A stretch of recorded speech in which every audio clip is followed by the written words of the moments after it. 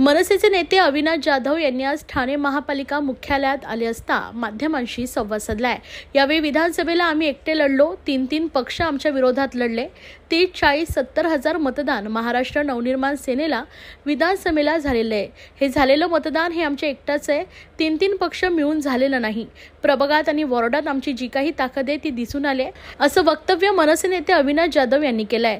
तर येत्या महापालिका निवडणुकीत मनसे आणि भाजपाची युती होणार का, या प्रश्नावर देखील त्यांनी आपली प्रतिक्रिया दिली आहे। मनसे आणि भाजपाची युती झाली तर आम्ही त्याचं स्वागतच करू, आम्ही एकत्र आलो तर त्याचा फायदा भारतीय जनता पक्षालाच होणार आहे।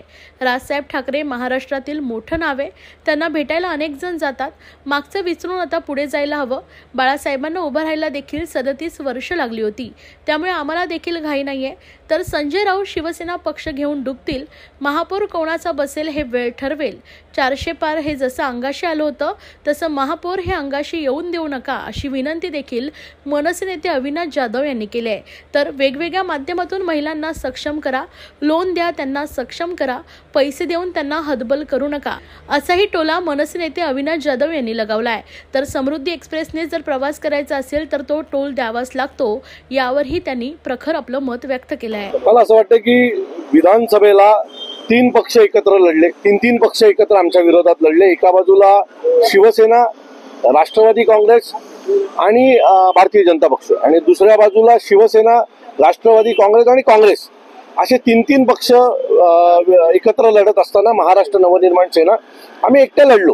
अनेक विविध विधानसभेमध्ये आम्हाला 30-40, 50 हजार, 70 हजार मतदान झालेलं आहे, आणि तो आमच्या एकट्याचा आहे। यांच्यासारखा तीन पक्षांचा एकत्र येऊन आम्हाला मतदान झालेलं नाही। त्यामुळे प्रत्येक प्रभागात, प्रत्येक वॉर्डामध्ये आमची जी काही ताकद आहे ती आम्ही पाहिलेली आहे।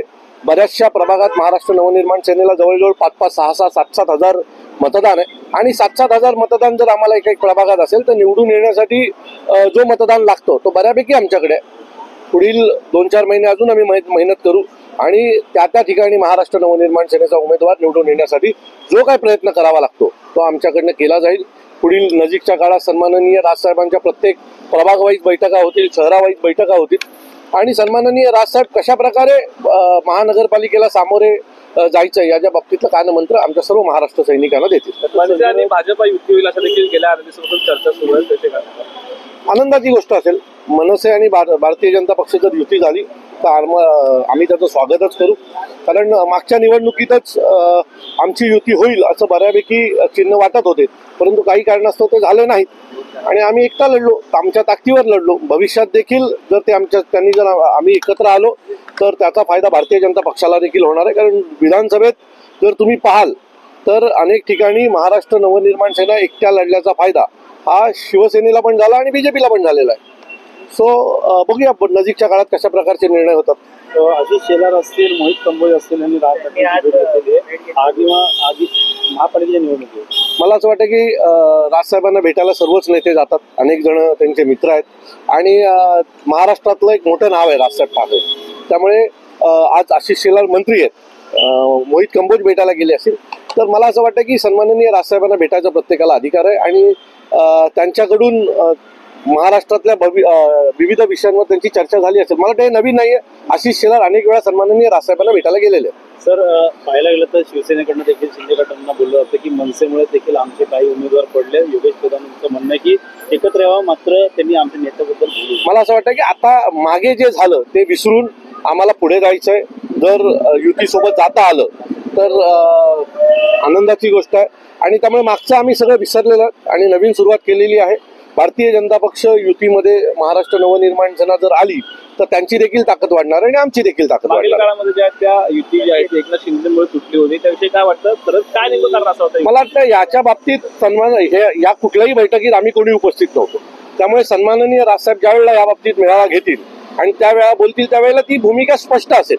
त्यामुळे जर तरला आता उत्तर देणं ते मला योग्य वाटत नाही। तर राऊतांचं म्हणणं आहे, संजय राऊतांचं मनसेचा वापर केला गेला मराठी माणसासाठी, बाळासाहेब ठाकरे यांच्या विरोधात असा वापर केला। खरं तर शिवसेना आणि शिवसेनेला संपवण्याचं या महाराष्ट्रात जर सगळ्यात मोठं पाप जर कोणी केलं असेल तर ते संजय राऊतांनी केलं।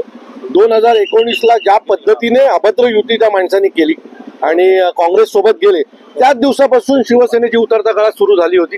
त्याची फक्त तारीख निश्चित व्हायची बाकी होती, ती तारीख आता निश्चित झाली। तर मला असं वाटतं की जर बाळासाहेबांचा पक्ष आणि मराठी माणसाची लाज काढण्याचं जर काम कोणी केलं असेल तर ते संजय राऊतांनी केलेलं आहे. त्यामुळे संजय राऊतांनी मनसेचा विचार करू नये. आम्ही पुन्हा उभे राहू, पुन्हा आमच्या ताकदीवर उभे राहू. बाळासाहेबांना पण उभं राहायला 37 वर्ष लागली होती. त्यामुळे आम्हाला काही घाई नाहीये. संजय राऊतांना सत्तेत बसण्याची घाई असते, संजय राऊतांना मुख्यमंत्री बसवायची घाई असते, संजय राऊतांना विरोधी पक्ष नेता बसवायची घाई असते. त्यामुळे संजय राऊत हा शिवसेना पक्ष घेऊन डुबतील एवढं नक्की. का वाटतं आगामी महापालिका निवडणुकी बघता आता भाजप देखील स्वबळावरती नारा दिलाय, शिवसेना दिलाय, या महापालिकेत महापौर त्यांचाच बसेल भाजप म्हणतंय, मात्र यंदा टार्गेट तुमचं कशा प्रकारचं असणार आहे? हे बघा, आम्ही आमचं काम करतोय. आम्ही आमच्या ताकदीवर लढायचं जे काय प्रयत्न आहेत ते आम्ही करणार आहोत. आम्ही आमचा जो कॅडर आहे, आमचे महाराष्ट्र सैनिक आहेत, त्यांनी त्यांच्या प्रभागातलं काम सुरू केलेलं आहे. आमच्या शाखाध्यक्षांनी त्यांच्या प्रभागातलं काम सुरू केलं आणि कोणाचा महापौर बसेल हा वेळ ठरवेल ना. आता काही दिवसापूर्वी मला असं वाटतं की अशी स्थिती नव्हती की भारतीय जनता पक्षाची सरकार या महाराष्ट्रात येईल, आली ना. त्यामुळे कुठलीही गोष्ट शक्य नाही. जून मध्ये जे लोकसभेचे लागलेले निवडणुकीचे रिझल्ट आणि नोव्हेंबरमध्ये लागलेले निर्णय दोन्ही वेगवेगळे आहेत. त्यामुळे नोव्हेंबरमध्ये लागलेले निर्णय आणि मार्चमध्ये लागलेले निर्णय हे वेगळे असू शकतात. त्यामुळे कोणीही जनतेला गृहीत धरू नये. तुम्हाला चांगलं आठवतंय की 400 पार हे अंगाशी जसं आलं होतं तसं यावेळेला आमचा महापौर हे अंगाशी येऊन देऊ नका, एवढीच माझी त्यांच्याकडे विनंती आहे. लाडकी बहीण योजनेसंदर्भात पाहिलं तर महायुतीने योजना आणल्यात, मात्र त्याचा फटका देखील आर्थिक याच्यावरती बोजा पडतो. तसं बघतात ह्या एकूण गणना कॅटचं देखील रिपोर्ट आलेला आहे. मला असं वाटतं की विविध योजना तुम्ही आणताय, लोकांना मोफत फुकट काही गोष्टी देण्याच्या ज्या काही सवयी लावताय त्याने महाराष्ट्राचं नुकसान होतंय. महाराष्ट्राचं इन्फ्रास्ट्रक्चर ज्या प्रकारे उभं राहायला पाहिजे त्या सगळ्या गोष्टींमध्ये तळतंय.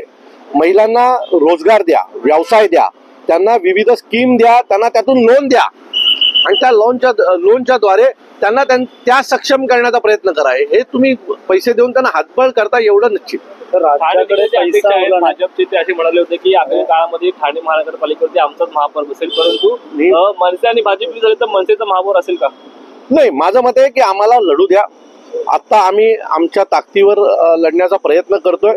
आम्हाला काही घाई नाहीये की लगेच यावं आणि महापौर बसवावं.